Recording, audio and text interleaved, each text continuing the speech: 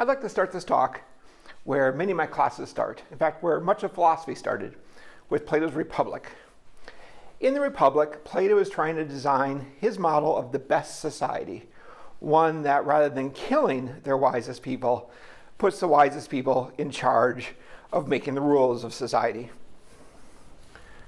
What Plato believes is that the best society will be one where everyone is doing what the role they're best suited for. Because Plato believes some people are naturally suited for manual labor, some people are naturally suited for being guardians, auxiliaries of the society, and some people, the philosophers, are naturally suited for ruling the society. Plato's concern, however, is that people won't stay in the places that they're best suited for.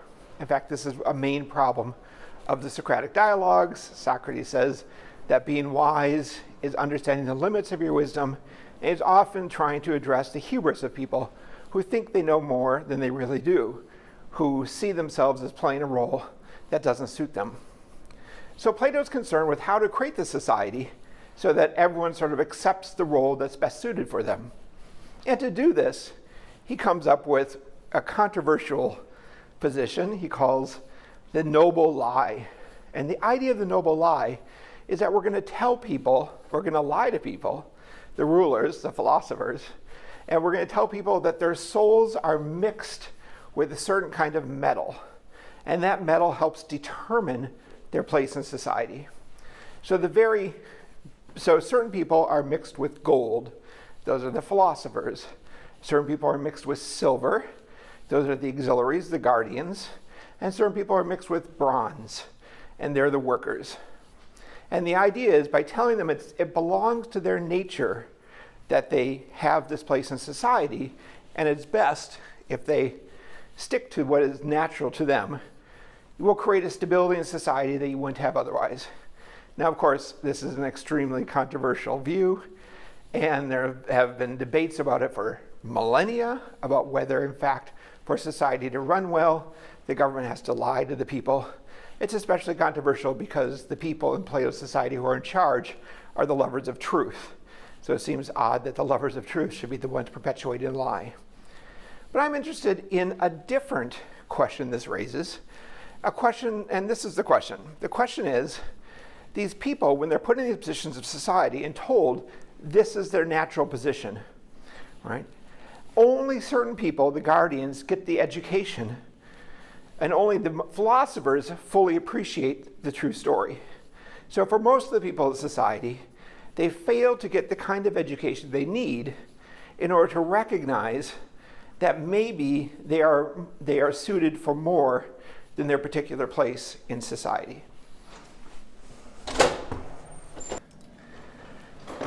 So in Plato's ideal society, not only don't people have a choice of the role they play in society, but the vast majority of society never get the education that allows them to properly understand why the society is organized as it is.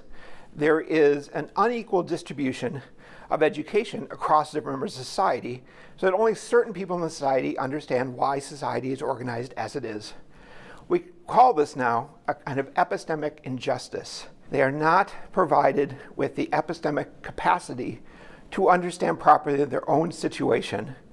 And as a result, they are not in a position to make a fully autonomous choice about how they want to live their lives. That situation, that there are times when certain people lack the capacity for fully understanding even their own experiences and their own situation in the world, is going to be the focus of my talks for the next 3 days. You may find this idea of reading Plato's Republic in light of recent work on epistemic injustice anachronistic. But one of the things that Hans-Georg Gadamer stresses is that every time you really interpret something, you sit down and really work it out again, you're going to be interpreting it new. It's going to arrive at a different interpretation. And it's not because the text has changed. We don't have a new version of Plato's Republic that has new words. We don't have a new translation that transforms our way of understanding the text. We've changed. We have new insights which we bring to the text and allows us to see things that we might not have seen before. And in this case, contemporary debates about epistemic injustice help us to look back and recognize the ways in which these are taking place in Plato's Utopia in the Republic. Now you may think, okay, what we have here is a particularly dystopian moment of an ancient idea of a utopia, the idea that there's people in society that are socially pressured to play a specific role and no other role, and that are punished if they try to move out of those roles, and are never given the education to allow them to fully appreciate the injustice of the society that encourages them to play these roles and only those roles. You may think, well, this is an unfortunate relic of an ancient dystopia. But in fact, I would argue that's actually been the lot of women throughout most of Western history. In fact, you might even say it continues today. And certainly there are places in the world that unfortunately young girls are not allowed to get the sort of education that might allow them to fully appreciate the injustice of their situation. So there's lots of reasons to think that epistemic injustice is not just something that is useful for thinking about the classical world, but to see the ways in which these sorts of injustices play out today. And that's why I want to look more closely at what exactly, especially Miranda Fricker, says about the nature of epistemic injustice. Okay, let's look more closely at what we're talking about when we're talking about epistemic injustice. The phrase epistemic injustice really took off with Miranda Fricker's book in 2007. It's one of the most cited books of the last 15 years. The ideas predate it, and even some of the terminology predates it, but that book has become the benchmark if you want to talk about epistemic injustice. She defines epistemic injustice as being wronged in your capacity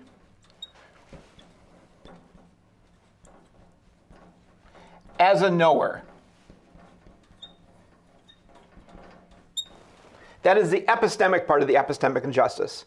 And there's really two ways in which that works. One way is that your capacity as a knower may be undermined. For example, you may not have the kind of education or the kind of information that allows you to make informed decisions about, say, your own health. Right? That is a way in which you might be wronged in your capacity as a knower compared to somebody else who is able to have the education and information to make those decisions. Another way in which you might be wronged as a capacity as a knower is that you are wronged, and the reason that you are wronged is in virtue of beliefs someone has about your capacity as a knower. So for example, Simone de Beauvoir, the philosopher Simone de Beauvoir, talks about presenting views to her male colleagues who tell her, well, you just say that because you're a woman. And her response to that isn't to say, well, you say that because you're a man. It's to say, no, I say it because I'm true. It's true, right? So she is wrong. She is not taken seriously enough because there are views about her incapacity as a knower. So those are two ways in which you could be wronged in your capacity as a knower. Fricker divides up epistemic injustices into two categories. One category she'll call distributive injustice, and the other category she'll call discriminatory injustice.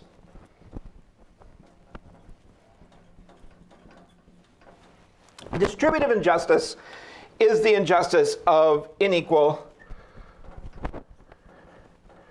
distributions of education and information.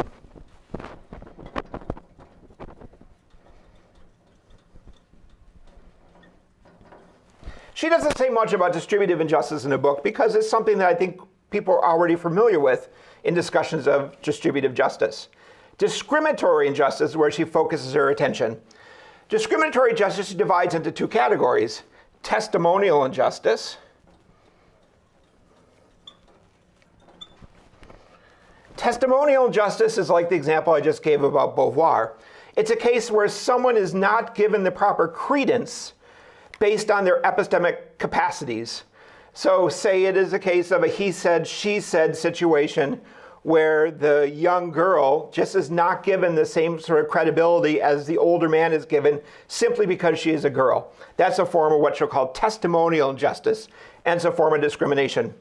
I suppose you could think of it as a kind of distributive injustice in that it's a case that what's distributed unfairly is credibility or credence.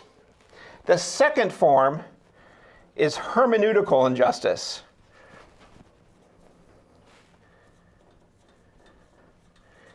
That's the one we're going to be focusing on the most. Fix that up there. There, that's fine. Hermeneutical injustice. Hermeneutical injustice is an injustice where the concepts in the language are unsuitable for helping somebody to understand their own experiences.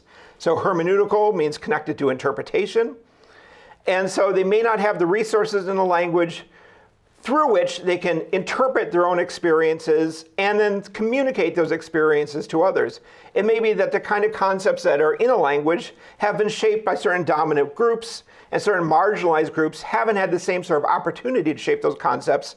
And so their experiences that may be typical to marginalized groups may not be reflected in the vocabulary of the language, which means they literally do not have the words to understand their own experiences or to communicate those experiences to others. That is what she means by hermeneutical injustice. To really understand this better, let's turn to her talking about this in an interview. So one of the many things I learned from the women there, the campaigners and the victims of sexual violence, was that for many victims, women who lived in the countryside and who'd had very little education, and many of whom were illiterate, they didn't really have the resources or the support to be able to frame their experiences of these crimes in the kinds of concepts that are required to report them as crimes. So they hadn't been helped to say things like, he raped me, or he was sexually violent. They might say things like, he hurt me, or he was rough with me. And so part of the work of the campaigners is to enable women to actually communicate their experiences and make sense of their experiences in terms of the kinds of concepts that are necessary to report them as crimes. And that brings me to a different concept of epistemic injustice, namely hermeneutical injustice. And it's a little bit long to explain, but basically has two ingredients.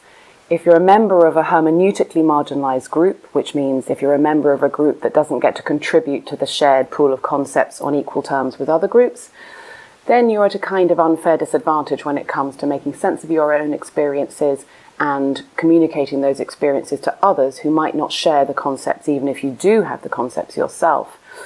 When you attempt to communicate an experience across social space, for instance, to a police force or to members of your family or to colleagues who do not share the concepts, or in other ways reject the concepts and resist the concepts that you need to make your experience intelligible, then you're subject to a hermeneutical injustice. And I think one of the things I learned from the women there was that many of them are subject to that kind of injustice. And so part of the work being done is to enable those women to frame their experiences differently and in a way that's effective for them when it comes to protesting what happened to them. So often it's the case that to understand a philosophical position, it helps to know what are the examples that make it clear. And so here are the 4 examples. We've already heard one example that Miranda Fricker discusses in that interview. Here are the 4 examples of hermeneutical injustice she gives in the book Epistemic Injustice. These will help us understand better what she has in mind when she's talking about hermeneutical injustice in the book. But as we'll see, there is actually, since the book came out, there has been an explosion of examples that help us understand the idea of hermeneutical justice in a larger context than the way she brought it up in the book. Still, these remain the paradigm examples. The first example is of a woman named Wendy Sanford. And Wendy Sanford, after having a child, was going through postpartum depression. And as much as she tried to explain her symptoms to the doctors, this was before there was an official term called postpartum depression, she was unable to sort of be taken seriously as somebody who was actually struggling with this mental health crisis. And instead, she sort of thought of herself as someone who must be a bad mother because she was unable to provide care for her child after the child was born. So this is a case where the medical term postpartum depression didn't exist. And so she didn't have the resources to properly understand her own situation, her own experiences, and where they're coming from. The second example is a woman named Carmita Wood. And Carmita Wood worked in the as an office assistant in the physics department at Cornell University and had to deal with repeated sexual advances. At the time, in the early 70s, she eventually quit her job. She applied for unemployment. Unemployment asked her why she quit, and she, not knowing exactly what to call it, finally just said it was a personal reason. She was denied unemployment. Her case was taken up, but at the time, they did not have the term sexual harassment. And the kinds of words you might use, my boss was fresh or handsy, did not fully capture the true nature of the experience until they came up with this term, sexual harassment, that really got to the seriousness of what was going on in the office case. And since then, that has been the term. But before that term existed, it was hard for people like Carmita Wood to fully communicate to others the kind of harassment they were experiencing, or even to understand themselves why it was they felt like this was a much more serious violation than the vocabulary of the day would allow her to understand it to be. The third example is a fictional character from an Ewan McEwen novel. The name is Jed Perry is the name of the character. And Jed Perry is being stalked. And he's being stalked by somebody who is concerned about his soul and wants to convert him. And he goes to the police to talk about this stalking, and the police fail to recognize it as a crime. He has not been hurt in any way.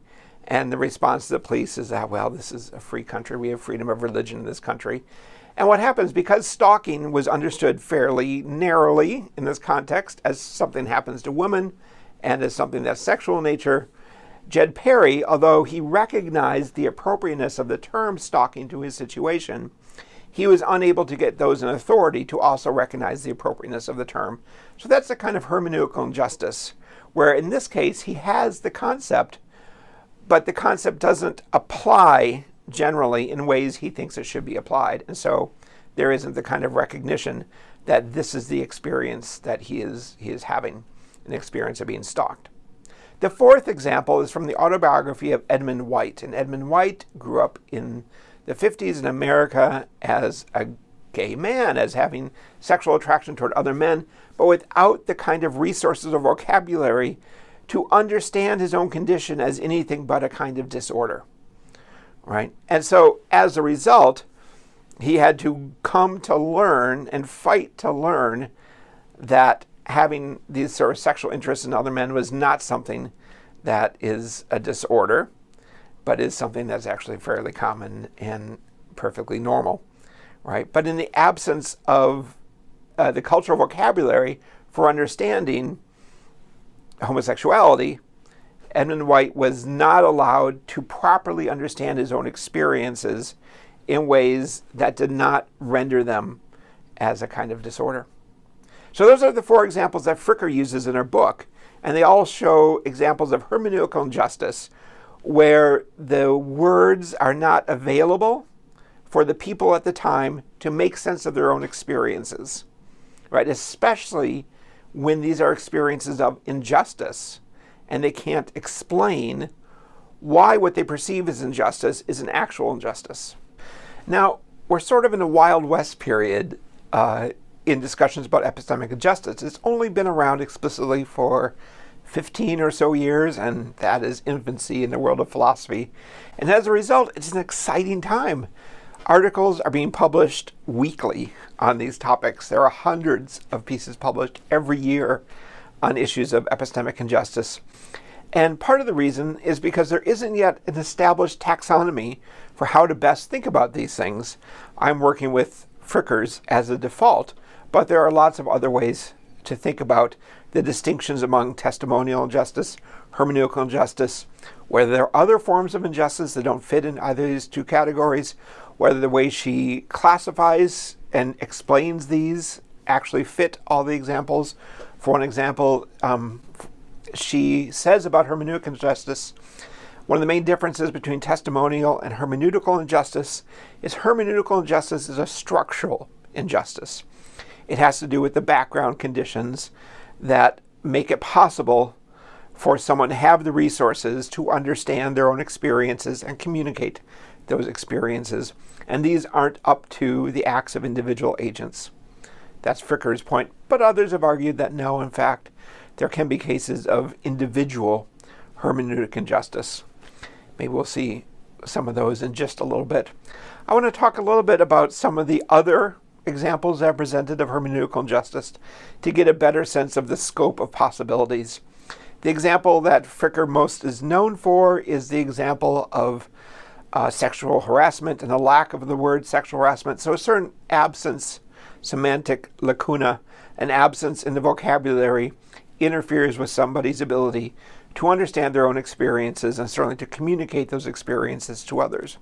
But there's other examples where people have the concepts available to them. It's just that the concepts aren't as useful for interpreting themselves or as communicating as they could be. It's easier to see in the communication part. I mean, it's often the case that for someone to be taken seriously, there is a certain expectation of articulation. And if they don't have those capabilities for being articulate about their own experiences, they're less likely to be taken seriously than somebody else. So to the extent there's a cognitive deficit as a result of not lacking the concept, but not being clear about the concept, not having clear applications of the concept, or just in somebody's education, so they're not as articulate in presenting their own experiences, they may be less likely to be taken seriously, and so they lack certain communicative resources. There may be the case in which certain experiences are not recognized. For example, people for a long time have talked about the experience of being transgendered. But often it's the case that these experiences aren't recognized as legitimate experiences. Perhaps they're pathologized. Perhaps they're seen as just sort of imaginative excesses. So there's cases where we have the concepts, but the concepts and the experiences connected to them are not recognized as legitimate, widely recognized as legitimate experiences. There's also cases what we'll call willful hermeneutic injustice, where someone has a vested interest in not acknowledging the experiences of others, especially if those experiences don't fit in with their particular worldviews.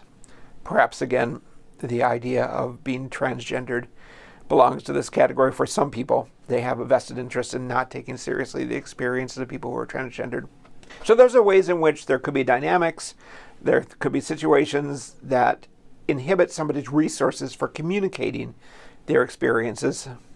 There also could be cases where we have the concept, but there's kind of a hermeneutical distortion in the concept, right? For example, the concept might be so normatively laden that it carries with it conceptual baggage that is hard for the person to disassociate themselves from. Perhaps we could say that homosexuality a while back was closely connected to pederasty, and as a result, someone who was homosexual often had to try to differentiate themselves to make sure that there were not these sort of associations in the way they would talk about themselves and think about themselves. On the other hand, when you have these inappropriate normative baggage, someone else can just simply say, well, it's just a matter of fact that you are a female. I'm not making any more claim than that, right? And in doing so, they can load up the definition and claim this is just a scientific claim, when in fact there are normative meanings built into that, hidden or maybe less hidden. Right? But that's one of the ways in which there could be hermeneutical distortion that make it hard for people to understand themselves and articulate themselves to others. It's connected to the idea that we may have the concept, but the concept could be applied inaccurately. Right? I mean, there are things like you could have terms like people talk about reverse racism. Racism is generally understood to be practices that maintain social inequalities based on race. Then reverse racism isn't really a thing. Reverse racism is not connected to social inequalities. And so when someone appeals to reverse racism, it seems like they are invoking the moral judgments of racism to something that it doesn't actually apply to. So there are cases where we might say that there's concepts, but the concepts aren't applied accurately, and as a result, we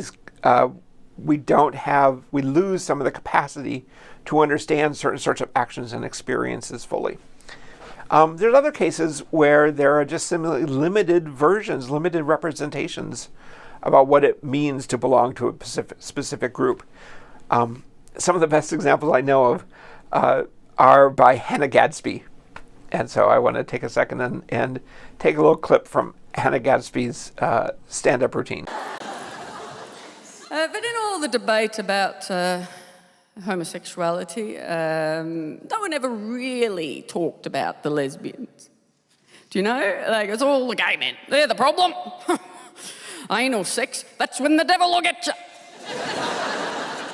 But lesbians, they're like, no. What even are they? What they do, they really?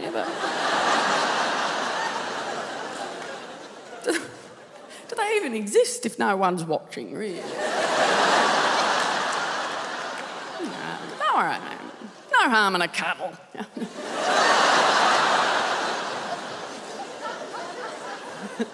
You know, for a long time I knew more facts about unicorns than I did about lesbians. Another reason I struggled with... there are no facts about unicorns. Another reason I struggled to identify as gay was the Sydney Gay and Lesbian Mardi Gras. Precisely that. The Mardi Gras was my first introduction to my people. I watched it on my TV, in my little living room in my small town. That was my first introduction to my people. The Mardi Gras. My people. Flaunting their lifestyle in a parade. And I used to watch it going, oh, there they are, my people. They're busy, aren't they? Gosh, don't they love to dance and party? I used to sit there and watch it and go, where do the quiet gays go?